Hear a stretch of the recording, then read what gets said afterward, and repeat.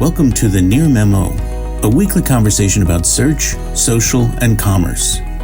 What happened, why it matters, and the implications for local. Okay, so enough with the Greg age. speechless. Yes, the age-related humor. I started. I'm sorry. So let's zoom out a little bit. We're sort of coming, I think, to the end of the discussion, and there's been a lot of discussion.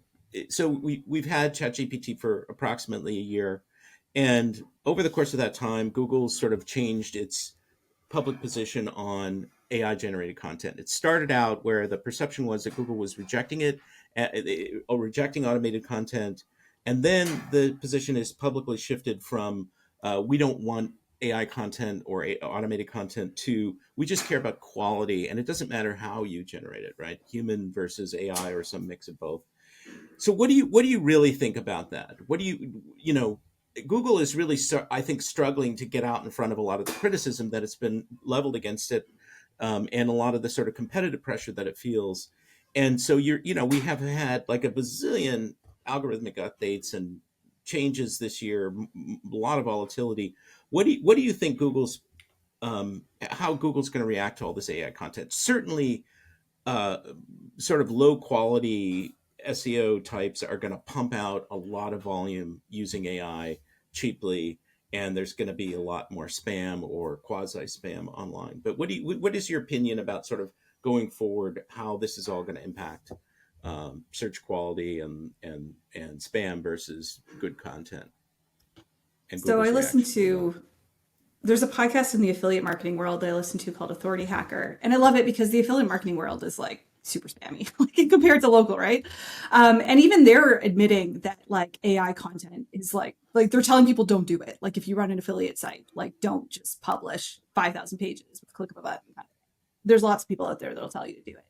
I think that Google had to change their stance on it, though, to not be against AI when they are also producing AI. And they're starting to use AI. We see it in like Google business profiles. People have tweeted that, they're seeing the description now being generated by AI. So, they can't contradict themselves there.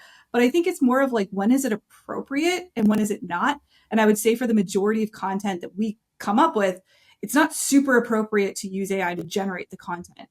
And we're seeing more that Google is favoring real life data and real life stats. Like you talk about case studies, things like that. They work phenomenally because you're putting in your own data. You're publishing something that doesn't match 500 other pages online. So we're seeing that kind of stuff win really well in local. Like if you have your own information on your website, that's not just like, regurgitated stuff about a specific topic. Well, Yeah, and I that's was going to kind of say goes to something their very similar. first person. I'm sorry, Darren. That just it goes to their sort of first person authority, kind of social media emphasis in a certain way.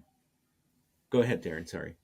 Yeah, I was going to say something very similar. I think that Google had recognized, well, there's no way to perfectly identify what's AI generated and what's not. It's not like they can make some hard stance about it. And I think like you can really tell the difference between regurgitated content, whether it was regurgitated by a machine or a human, you can still see that it's garbage. It's nothing original. And this whole move towards EEAT stuff, so you're speaking from a place of expertise and authority and trust. When you are doing that with your content and experience, which is the new E that they added, it makes so much sense. And that's what I'm actually really trying to squeeze out of our clients when we talk to them. That's why we want to do the interview style. We don't want to just have ChatGPT write the service page on Invisalign or drain cleaning or whatever it is. We want to have the client write that page. And we know they don't have time to write. So you get ChatGPT to write the questions. You get it from their voice. Why are you special? What do you do that's different? And then that's a new piece of content that Google hasn't seen before. And I think that is the type of content that's going to work now and into the future. So are you guys in a certain way kind of ironically saying that content is going to get better in a certain weird way because of AI, because the tendency to want to spam is there, and so Google is going to reward authoritative, real human created content, and that will force everybody into that sort of lane. Is that sort of an argument that you guys are impliedly making? I think it's the ideal, but we see all the time that Google's ideal, what they want is not reality, right? So then they say they want EAT. Yes, they want that. Do they actually serve that in their search results? A lot of times, no. So I think traditional SEO plays are still super valid. Like, to give a clear example, we have a lawyer client who I got to outrank the government of Texas. Is he more authoritative than the government of Texas? Hell no. But he outranks them because we do a lot better SEO than .gov sites generally do. So I think that, again, it's like a balance, but I think that in an ideal world, yes, Google wants to reward EEAT, but I do not think they are there all the time. It's an interesting question, though. Does the influx of so much AI generated content push the industry to create better content? And I think maybe, yeah, I guess I hadn't thought of that before. And maybe that is happening. It's happening in our agency. We're thinking about that and trying to like level up our content, add more expertise, not just sort of droning out service pages that are the same as everyone else's service page. I think our process before might have been more like, let's look at the top performing service pages in the big cities like New York and Seattle and Los Angeles, get some inspiration and then write our version of it. And now that isn't as good because you end up with more of the same. Whereas when you can extract the unique voice of your specific client, that feels like better content. And so, yeah, maybe. And you're using Greg, ChatGPT to enable that process. You're using ChatGPT to enable that process. That's right. Again, it's sort of an irony. Mike, did you want to add anything to this about sort of Google and No, I don't. Okay. It's to be determined, and obviously Google has not just this issue, but many other issues on their plate, and it'll be interesting to see. We live in interesting times, as they say, and yeah, I'm glad I'm along for the ride.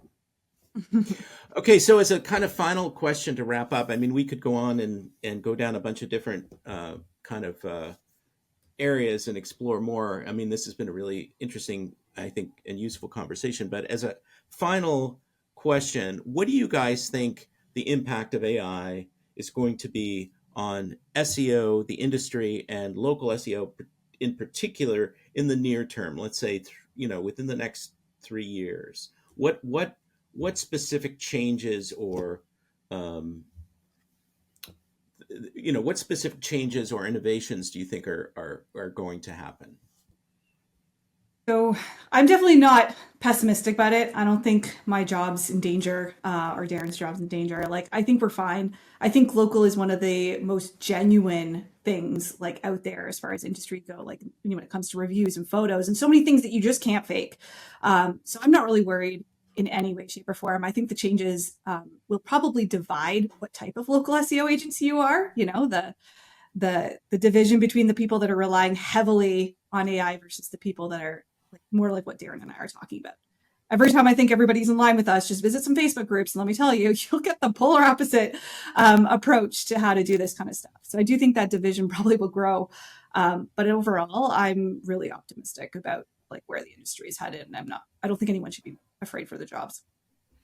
Yeah, I always think that for one word answers, like what is the square root of that? How old is this person? Like you doing those kinds of things. Our AI assistants will answer those questions. And that, I think, is, if that's the SEO's world you live in, then your SEO is in danger, because we're going to get those answers from, when Siri gets up to speed. We're going to just ask our assistant for these one-word answers.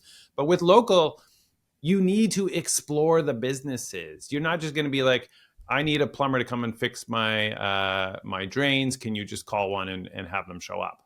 That's not going to happen, because you're like, I need a plumber that's not going to drag mud all through my house and wreck my pipes and do this. And so you want to do the research. You want to look at the reviews. You want to look at the photos. You want to get a sense of whether or not this is a real business. And so because there's that research component, it's not a one-word answer. I think that local is one area of SEO that will continue to thrive, outside of like recipes and one-word answers.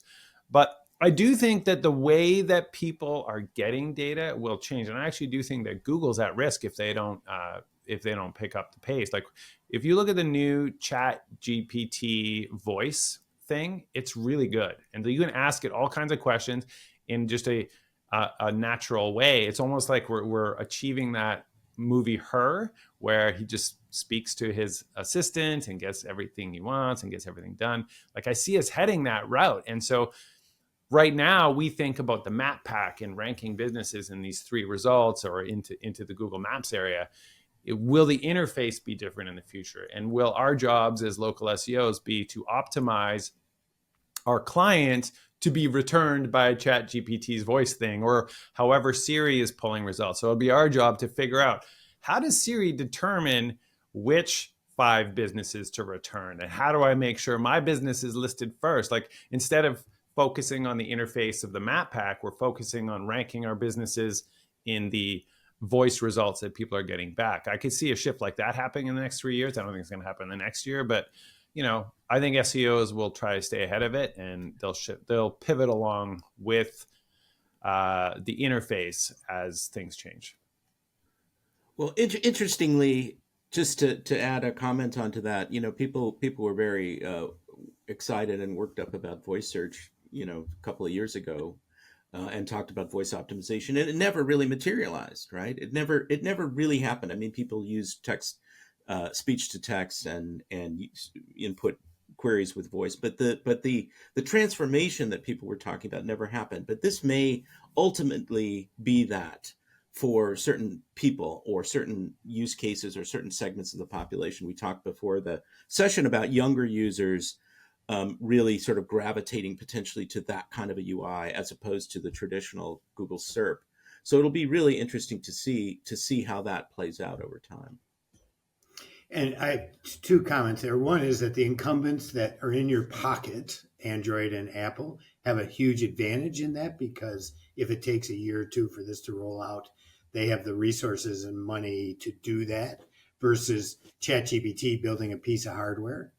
And then on the other side, which is the local SEO side, I think that what Joy pointed out, which is great photographs and good content, entity issues are going to provide the foundation for any future search.